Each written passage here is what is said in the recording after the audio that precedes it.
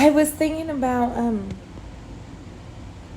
building the 12, and this is probably one of my favorite stories from when Jesus just started gathering disciples. Okay, so let's recap. We know that the 12 were just like a modge podge of people. You've got tax collectors, you've got fishermen, you've got just people that would not normally mash together. Somehow he mashed them together. So let's talk about the circumstances in our life. When you change who you hang with, things change in your life. Okay? So you're hanging with nothing but a bunch of druggies. Eventually, you're going to fall right into that circle. I know. You start hanging out with alcoholics and people who just cuss and rant and rave and fight. Eventually, that's what you're going to take on. You're going to absorb their energy. You start hanging with people who are positive, Christ-like, listen to praise music all the time. All of a sudden, you're craving praise music. You're absorbing that energy, that goodness, that peace, that love. You want more. You want more, and you can't help it.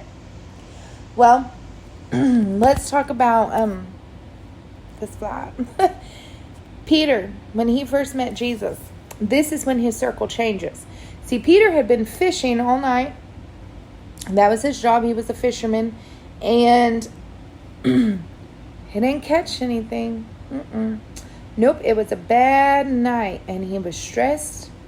How's he going to provide for his family? What is going on? Nothing was working. He did everything right. You see, there's a certain... I love to fish. So there's a certain time to fish. There's good location to fish. There's certain ways to fish. Nowadays, we got a little better than just casting our nets out. We can actually sit on the bank, chill out with the rod and reel. Some of y'all want to go in there and stick your hand in holes and do some noodling. That's fine. You do you, boo. But there is a particular, you have to find the right location. There's a good timing. There's a little bit of technique to fishing. You could just go out there, cast out, boom, get you something. You know, it could work like that. But for the most part, those who fish, they study. And there's a pattern. There's certain equipment they like. I know I prefer certain lures and certain rod and reel. I have what I like, you know. So Peter, he has this time of day. He fishes, this location he fishes. He has all this stuff, right? Well, here comes Jesus, and he just kind of walks on his boat. And so, oh, y'all, my version. Everything is always my version on here. I can picture Peter like, dude, what you doing? This is my boat. What you doing? And I can see Jesus as kind of just like, hey, well, you know, I just... looking for the fish you got. Peter being like, yeah, well, I didn't get any. So Jesus is like, hey, if you'll go right over here and you'll cast your net out, you're going to be in abundance, an overabundance. I could see Peter literally being like, no, that's not going to happen, you see, because the time has already passed. I'm actually pulling all my stuff in. I'm done. The fishing ain't going to happen today. I ain't going to get anything. And Jesus kind of, I'm telling you, huh? So, Peter, you know what? Let me appease you. You crazy man. That's what I'd be thinking. I'd be like, I'm going to show you that you wrong. You wrong. I'm a fisherman. I know. So, Peter's like, oh, okay. So they pull out to where Jesus says, and Peter, I can imagine, is looking around going, here, is this, right here, we're going to catch a lot of fish right here. And Jesus being like, yeah, this is it. And Peter going, okay, all right, All right, let me cast my net out. So he casts his net out. And just about the time Peter's like, see, yeah, there's nothing. Are you happy? I win, you lose. Jesus, I can imagine, okay, it doesn't say all this in detail, but I'm just pretending. I can imagine Jesus going, yep, I told you, as the boat is about to capsize. Now, see, Jesus didn't do it the way it was supposed to be done. You understand what I'm saying? He didn't do it at the right time. He didn't do it at the right tide. He didn't do it in the right location, but he did it, and he did it in abundance. The boat was about to capsize. Do you understand how many fish are in this net? There are more fish than there is boat. You understand what I'm saying? Wrong time, wrong tide, wrong location, but an overabundance. And isn't that what Jesus does in our life? See, we get to this place, God, I didn't have it lined up. This ain't the time. I'm tired. Oh, why are you doing this right now? This ain't good. This ain't going to work. But Jesus says, but I say it will. But it will work. I am doing it different. Maybe it ain't the right tide, but it's going to happen. Your boat's about to capsize.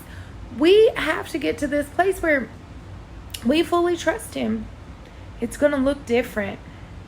It's going to sound different. It's going to be in a different time. It's going to be in a different way. But it's going to happen. Trust him. Trust him. If he did it then, he was just building the 12. He was about to begin building the 12, and this is what he did. Wrong time, wrong spot, wrong everything. But he did it in abundance. And then you look at the 12. They walked with him. They talked with him. They still doubted him. They still questioned things. They still betrayed him. Are we?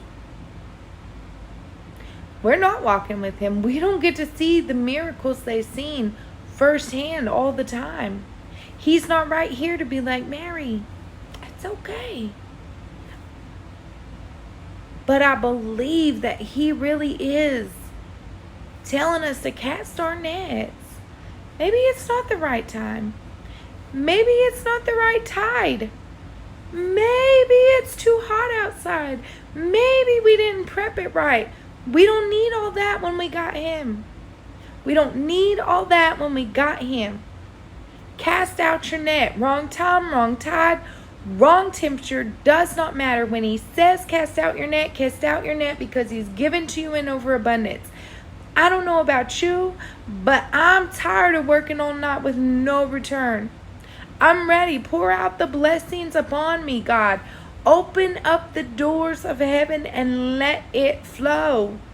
Who cares what Mary thinks should happen? It's time to allow you to tell me when to move, and yes, I will move. I love that he brought this to my remembrance. I'm excited. Not only for myself, but because I believe he's speaking this to just everybody who will listen. Everybody who will listen. Baby, it ain't going to look like it used to look. It ain't going to feel like it used to feel. It ain't going to have the same equipment it used to have, because God says I'm doing it different and I'm doing it big. And I'm ready to accept the different and the big in my life. And God, I pray that you're ready to accept the different and the big in your life. Because he's ready to capsize our boat. I'm ready to get it capsized, knock it over, fill it up. That's what I'm ready for. I just wanted to jump on and share that with you guys. I don't know where you're at, but it's Friday. It's Friday today. And I'm excited for what he has in store for me. and you. So, change your circle. Change your circle. Do it different. And watch what he does. Watch the blessings begin to pile up in your life. Watch what he does. Whom you surround yourself matters.